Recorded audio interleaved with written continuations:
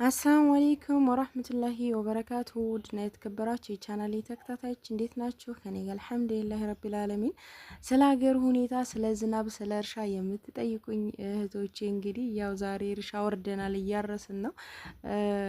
በዛውም ሀገራችሁን፣ አየሩን፣ ሁሉን ነገር አሳያችኋለሁኝ።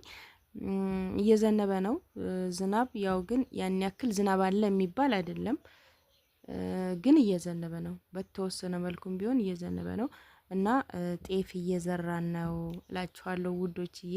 ዛሬ እኔም እርሻ ልወርድ ነው። እንግዲህ ያው የገበሬ ልጅ ባልሆንም እኔ ራሴ ገበሬ ሁኛለሁኝ። ከስደት ከተመለስኩኝ የሚያዋጣ ስራ ሆኖ ያገኘሁት ግብርና ስለሆነ በቃ ወደ ግብርና ልሄድ ነው እላችኋለሁ። ይሄ በነገራችን ላይ ናሲስ ሜዳ ነው።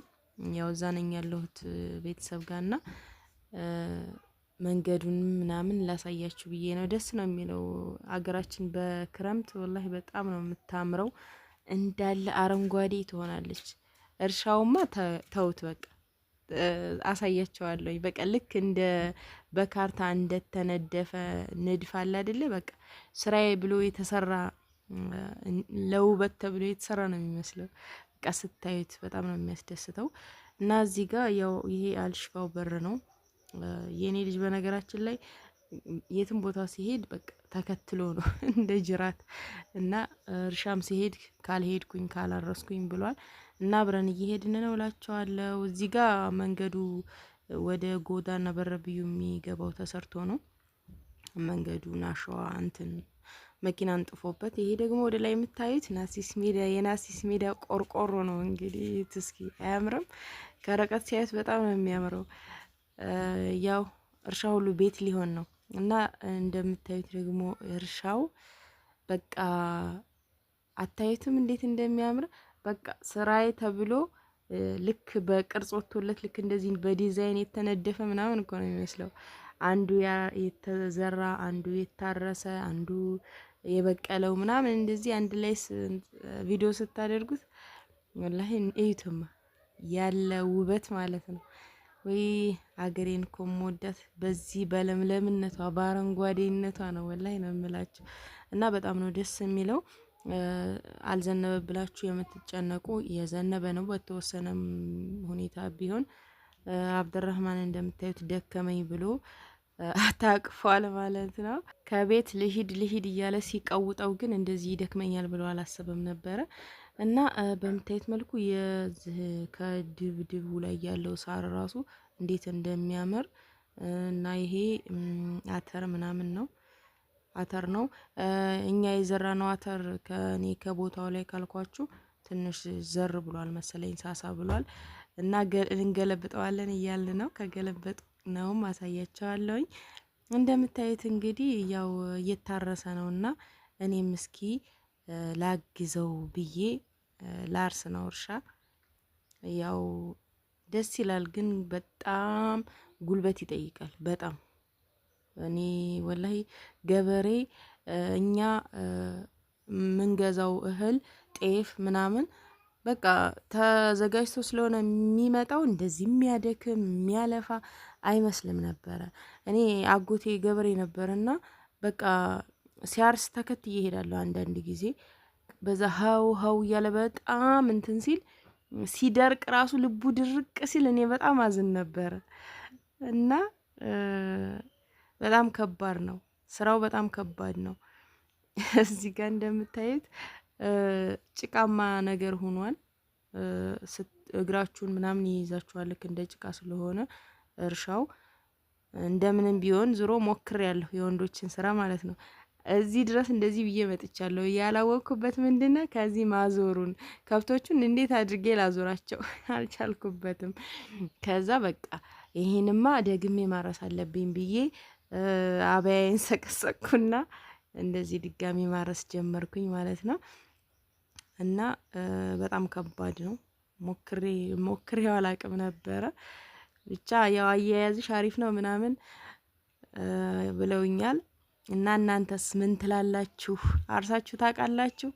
እኔ ገና እየሞከርኩት ነው። ከዚህ በፊት አንድ ጊዜ አጎቴ እንደዚህ አቁሟቸው ሲሄድ ያው ይከለክለኛል፣ ግን አቁሞ ቁመዋል በሮቹና ሲሄድ እኔ መጣሁኝና አርሳለሁ ብዬ እንትን ስላችሁ ይሄ ማረሻው ተጋደመና አጣጣው ምናምን ሁሉ እየሰበሰበ በሮቹ ይዘውት ሄዱና ማዞር ምናምንም ስለማላቅ በዛው ሌላኛው እርሻ ጥለውት ሲሄዱ አስታውሳለሁኝ ልጅ ሁኝና በጣም ተናዶ ራሱ ከርቀት ነው እየሮጠ የመጣው።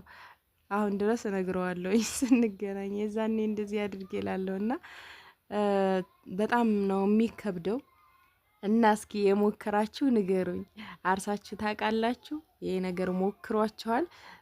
እኔ የተረዳሁት እንደሚከብድ ነው። በተለይ እንደዚህ ጭቃ ከሆነ እርሻ ማረስ ማለት እኔ ቀላል ነገር አይደለም። በእኔ ባየሁት በጣም ከባድ ነው። በተለይ ፀሐይ ቢሆን አስቡት። አሁን ላይ ግን ያው ዳመና ነው፣ ብዙም ፀሐይ አልወጣም። ለዛ ነው ጠዋት ላይ ስለሆነ ማለት ነው እንጂ ፀሐይ ቢወጣ አስባችሁታል?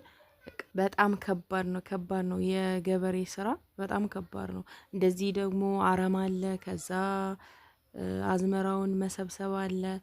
ብቻ ስንት ለፍተው ነው የሚያመጡት። እኔ በጣም ነው ለገበሬ ክብር ያለኝ በጣም እነሱ ባይደክሙ እንደዚህ ገበያ ላይ አናገኝም ነበር የምንገዛው ነገር እና አንዳንድ ጊዜ ተዘጋጅቶ በቃ ሁሉ ነገር ሀታ ወላሂ ነፍተው ራሱ ጤፍ አዘጋጅተው እህሉን ምናምን ነው የሚያመጡት። ሱብሃንአላህ እንዲሸጥላቸው ማለት ነው።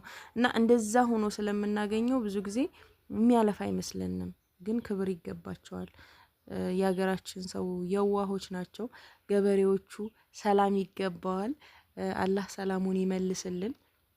በእኛው ስራ ነው መቼም እንደነገርኳችሁ። ዝናቡም እንደዚህ ብራ ብራ ብራ እየሆነ ያው ዝናብ ያን ያክል አይደለም እና አላህ ረህመቱን ያርከፍክፍልን። ዱአ አድርጉ እናንተም። እና እንደምታዩት እንግዲህ ወደ ቤታችን እየተመለስን ነው።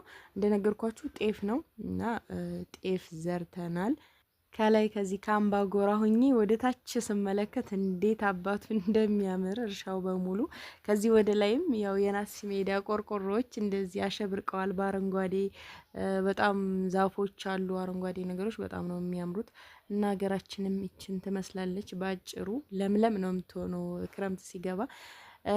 እና ደግሞ ትናንትና በለቀኩት ቪዲዮ አንዳንድ ጥያቄዎች እየመጡልኝ ነበረ።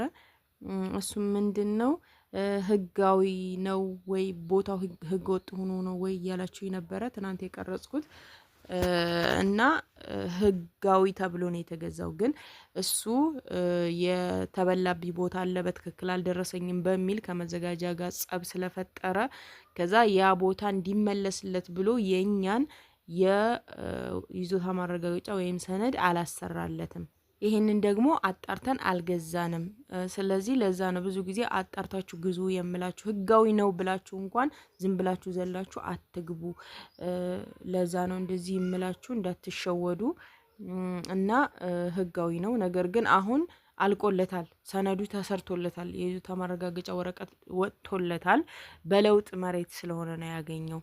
አንድ መሬት ሲወሰድባችሁ ከምስረት አካባቢ ሌላ ይሰጣችሁ የለ፣ በዛ ለውጥ አንዱን ቦታ ሲፈልጉት መዘጋጃ እንደዛ አድርጎ ስለሰጠው ነው። እና ደብተሩ መሬቱ ወረቀት ስላልተሰራለት ነው። ያ ደግሞ እንደ መያዣ ተጠቅሞት 2 አመት ሙሉ ሲያንገላታን ኖረ።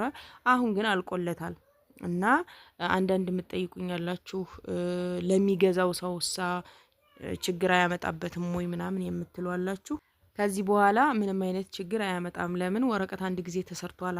እኛ ኮ ስንሰቃይ የነበረው ስናለቅስ የነበረው መሸጥና መስራት የማንችለው የነበረው ይሄንን 2 አመት ከገዛ ነው ጀምሮ ምንም አይነት ወረቀት ስላልነበረው ነው። አሁን ወረቀቱ ከተሰራለት በኋላ መሸጥም መስራትም ይቻላል።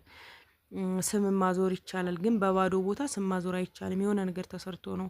መግዛትም የምትፈልጉ ካላችሁ እኔን ማናገር ትችላላችሁ በውስጥ መስመር። አሁንም ያናደደኝና በጣም የከፋኝ ነገር ምንድነው? ብር 500 ሺህ ብር ክፈሉ ማለቱ ነው። እስከዛሬ ለተመላለስኩበት ወጪ አውጥቻለሁኝና ወረቀቱን ለማሰራት ቦታዬንም ለማስመለስ፣ ስለዚህ 500 ሺህ ብር ክፈሉ ማለቱ ነው። አሁን እኔም ያናደደኝና ይሄን ያክል ታግሳችሁ ቆይታችሁ ምንም እጃችሁን አጣጥፋችሁ ወይ መሸጥ አልቻላችሁ ወይ መሰራት አልቻላችሁ እንደገና ይሄን ያክል ገንዘብ ክፈሉኝ ማለቱ በጣም ነው የሚያሳዝነው። ብቻ አላህ ገንዘባችንን ያስበላብን ከእጃችን ያስገባልን። ይሄን ነው የምለው ውዶችዬ። እናንተም ትምህርት ይሆናችሁ ሳታረጋግጡ ቦታም ሆነ ቤት አትግዙ ማለት ነው። እና የዛሬው ውሎ ይሄንን ይመስል ነበረ። ሀሳብ አስተያየታችሁን ኮሜንት ላይ አስቀምጡ። ቪዲዮ ላይክ፣ ሼር፣ ሰብስክራይብ ማድረጋችሁን አትርሱ። ኢንሻአላህ በቀጣይ ቪዲዮ ተመልሼ እስከመጣ ድረስ አላህ ሰላማችሁን ብዝት ያድርገው። የሀገራችንን ሰላም አላህ ይመልስላት። ወሰላሙ አለይኩም ወራህመቱላሂ ወበረካቱ።